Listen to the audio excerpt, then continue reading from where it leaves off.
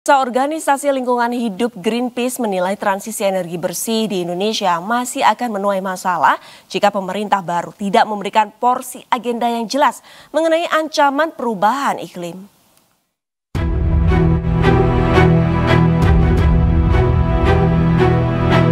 Cuaca panas terik yang melanda wilayah Indonesia belakangan ini menjadi bukti betapa ancaman perubahan iklim semakin nyata. Badan Meteorologi, Klimatologi, dan Geofisika atau BMKG mengatakan selama 2022, Indonesia telah mengalami 3.544 bencana. Sekitar 90% diantaranya bencana hidrometeorologi yang meningkat dalam 40 tahun terakhir. Sementara Bank Indonesia menganalisis kerugian ekonomi akibat cuaca ekstrim mencapai lebih dari 100 triliun rupiah per tahun. Kalau dia heat waves, dia punya periode yang lumayan panjang, bisa 1 minggu sampai 2 minggu dan stay, gitu.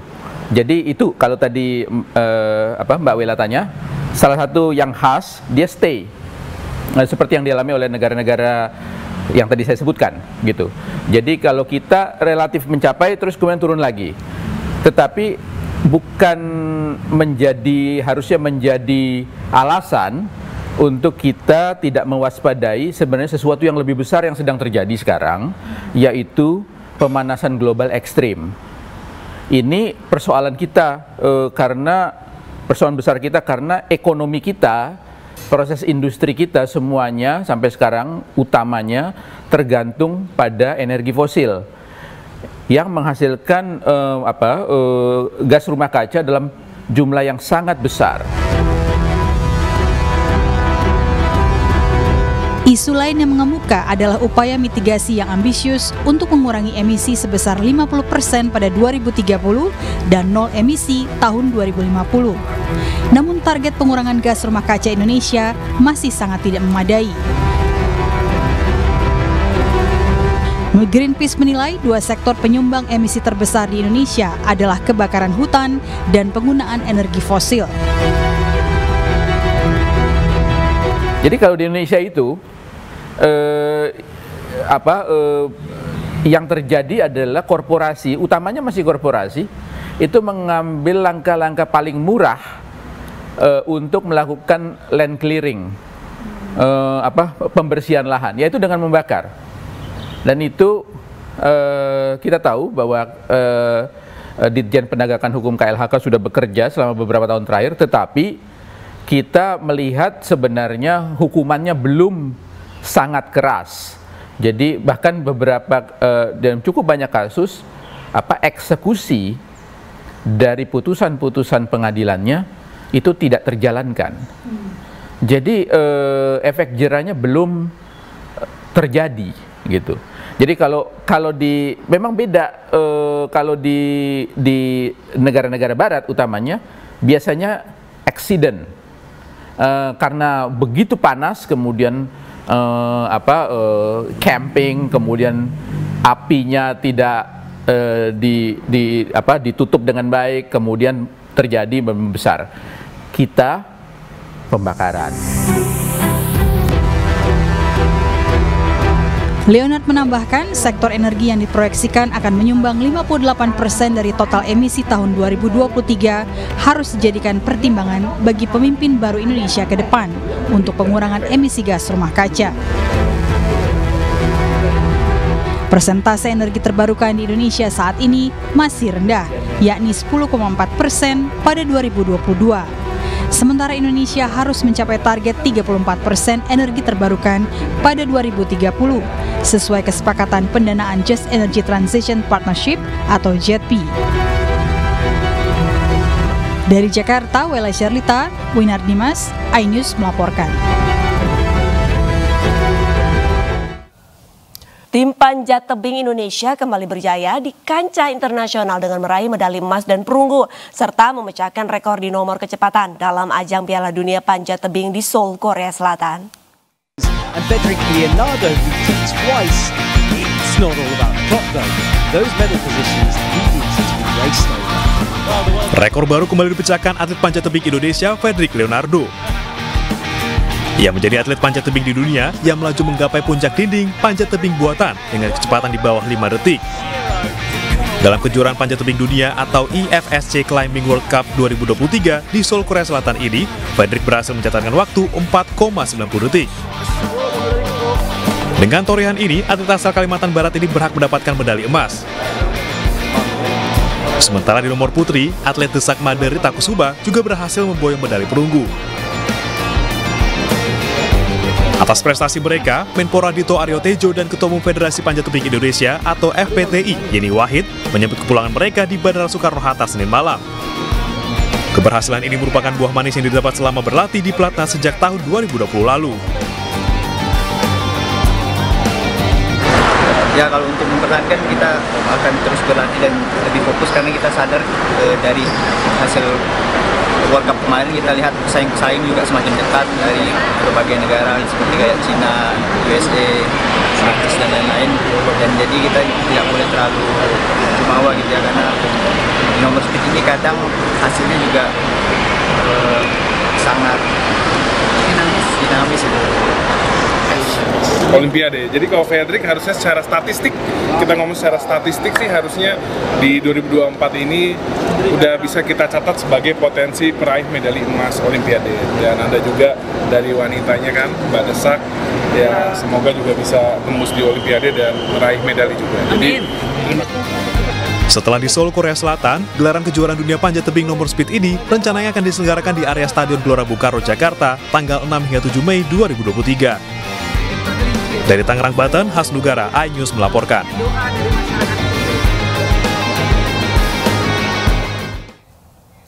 Pemirsa, tradisi pacu perahu di Jambi berakhir ricuh. Warga antar desa saling serang menggunakan dayung hingga membuat 2 warga terluka parah.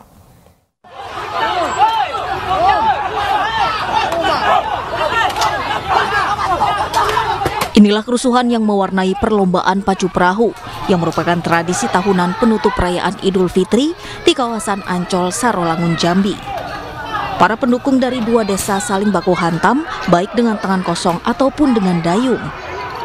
Kepolisian yang melakukan pengamanan pun kewalahan menghadapi massa yang beringas hingga saling lempar pun terjadi. Keributan bermula saat seorang pelajar dikeroyok dan mengadu kepada salah satu kelompok masyarakat hingga terjadi bentrok. Akibatnya 2 orang mengalami luka berat di bagian kepala hingga dirawat di rumah sakit. Kepolisian kemudian memblokade jalan lintas warga Desa Ladang Panjang hingga penggeledahan identitas warga yang melintas. Namun sejumlah warga tidak terima dan merusak kendaraan. Setelah melalui mediasi panjang, warga kedua desa pun berdamai dan sepakat untuk tidak saling serang. Sudah saya mediasi untuk melakukan perdamaian dan bersedia menandatangani nota kesepakatan. Dalam artian, untuk masalah kita selesaikan cukup sampai di sini dan tidak berkelanjutan. Tradisi lomba pacu perahu merupakan kegiatan ajang tahunan penutup Idul Fitri. Namun sangat disayangkan tradisi penutupan Lebaran yang seharusnya dijadikan untuk mempererat silaturahmi berujung insiden baku hantam dan menyisakan sejarah kelam perlombaan pacu perahu di Kabupaten Sarolangun. Dari Sarolangun, Jambi, Rudi Ihwan, iNews melaporkan. Pemirsa, kericuhan mewarnai unjuk rasa sengketa lahan adat di Halmahera Timur, Maluku Utara. Massa menuntut kepastian soal ganti rugi lahan yang tidak jelas kepada pihak perusahaan tambang.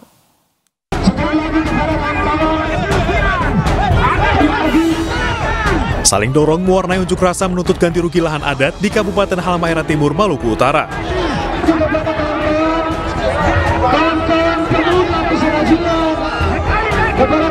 Polisi berusaha menahan massa yang hendak menerobos masuk untuk menemui pihak perusahaan tambang nikel PT STS.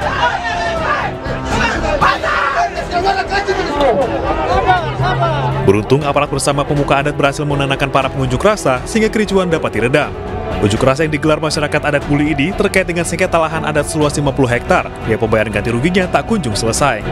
Kalau upaya masyarakat ini sudah lama ini, sudah masuk 2 tahun ini. Jadi kepada PT STS ini juga tidak punya niat baik. Agar ini menjadi catatan penting untuk menyelesaikan lahan rakyat.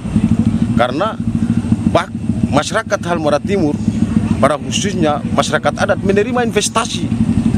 Tapi kemudian investor juga harus beradab. Bahkan pemerintahan harus mengawal atas regulasi yang sudah dilakukan oleh pemerintah itu sendiri. Sengketa lahan antara masyarakat adat dengan perusahaan tambang nikel ini berlangsung sejak PT STS beroperasi. Lahan yang menjadi sengketa merupakan lahan produktif berbagai macam tanaman, seperti pala, kelapa, dan sagu. Masa pun mengancam jika tuntutan mereka tidak terrealisasi, maka aktivitas perusahaan akan ditutup paksa. Dari Halmahera Timur, Maluku Utara, Ismail Sangaji, iNews melaporkan. Ribuan buruh yang tergabung dalam sejumlah elemen menggelar aksi di Patung Kuda Arjuna Wiwaha, Gambir, Jakarta Pusat. Di lokasi yang sama, buruh perempuan dan pekerja rumah tangga juga menggelar aksi sambil membawa peralatan rumah tangga.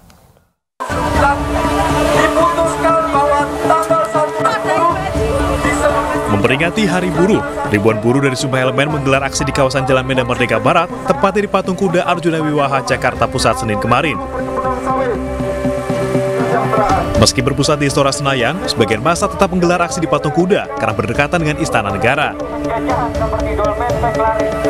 Walaupun berjalan tertib, massa sempat membakar sampah, kerucut pembatas jalan, flare hingga bom asap sebelum membubarkan diri. Aksi baru berakhir pada Senin sore. Penolakan terhadap Undang-Undang Cipta Kerja masih jadi tuntutan utama para buruh. Dari Jakarta, Rari Sanjaya, iNews melaporkan.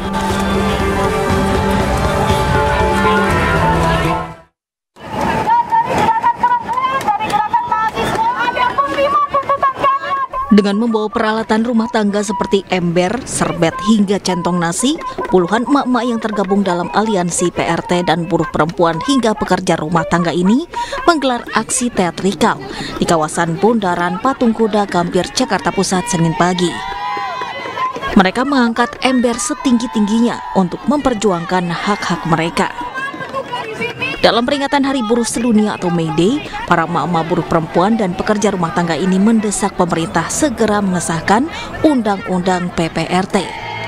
Belum diakuinya status mereka sebagai pekerja acap kali membuat para pekerja rumah tangga kerap mendapatkan upah serta waktu kerja yang tak layak dari majikan mereka.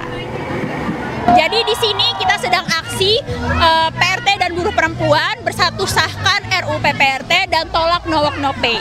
Karena kita tahu situasi saat ini adalah situasi di mana buruh tidak bekerja tidak dibayar. Yang artinya sistemnya diubah yang dari tetap kontrak menjadi hasil harian lepas gitu ya. Yang dia upahnya dihitung berdasarkan hasil yang dia bikin gitu. Kalau di di garmen. Dan saat ini PRT juga situasinya adalah belum disahkan dan belum diakui sebagai pekerja gitu. Mereka juga berharap tak ada lagi kekerasan hingga pelecehan seksual yang dialami buruh wanita hingga pekerja rumah tangga. Dari Jakarta, Raniston Sanjaya, iNews melaporkan. Pemirsa, ribuan pecinta skuter vintage hingga modern tumpah ruah di jalan ibu kota memperingati Hari Buruh atau May Day. Dalam event Jakarta Mods May Day 2023 yang digelar kemarin, ribuan skuter mania dari Jakarta dan sekitarnya menggelar festival musik hingga napak tilas sejarah komunitas mods di Indonesia.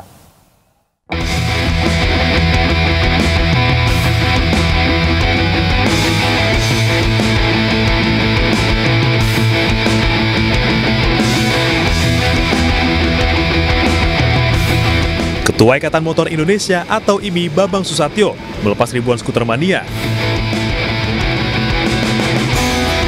Para pencinta skuter modern hingga klasik ini hadir menghiasi jalanan Jakarta dalam event Jakarta Mods May Day 2023. Event digelar sebagai upaya mendorong solidaritas dan kreativitas dengan mengusung tema Going Underground. Meluncur dari lapangan Banteng Jakarta Pusat menuju Cibis Park Jakarta Selatan. Kegiatan ini sebagai bentuk solidaritas Hari Buruh Sedunia yang jatuh setiap tanggal 1 Mei. Event ini digelar untuk kembali mengingat peran buruh dalam membangun komunitas pencinta skuter. Selain itu, event tahunan sejak tahun 2000-an silam ini menjadi ajang mendorong komunitas skuter hingga musik dan pop culture agar dapat berkolaborasi menghasilkan kegiatan-kegiatan positif. kita buatnya bertepatan dengan Hari Buruh tanggal 1 Mei dan ini cukup cukup membanggakan gitu ya, karena nyari tanggal 1 dari dulu tuh agak cukup susah. Terus kali ini temanya sendiri itu Going Underground, diambil dari lagu dia The Jam, ada band mod dari Inggris. Kenapa Going Underground?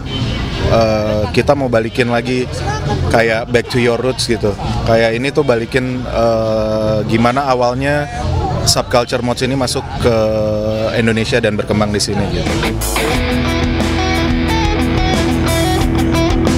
Jakarta Mods May Day 2023 juga menampilkan sederet hiburan bagi pencinta skuter dan musik. Penampilan band-band tanah air menciptakan suasana santai dan menghibur. Ada pula beragam booth menarik, di antaranya skuter riding, skuter exhibition, art installation, fashion exhibition, dan Mods Indonesia exhibition. Dari Jakarta, Raharjo Patmo, iNews melaporkan. Ke informasi lain pemirsa, kepolisian hingga kini terus memeriksa dugaan pelanggaran kode etik dan pidana AKBP Ahirudin, mantan Kabak Ops Dit Narkoba Polda Sumatera Utara terkait bisnis solar ilegal. Rencananya hari ini Bid Propam Polda Sumut juga akan menggelar sidang kode etik AKBP Ahirudin yang akan menentukan sanksi bagi perwira menengah itu.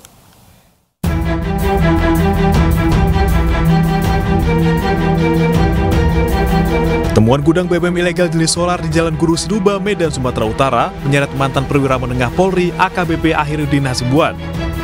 Ia pun terus diperiksa terkait dugaan penyalahgunaan jabatan karena menerima gratifikasi dan tindak pidana pencucian uang.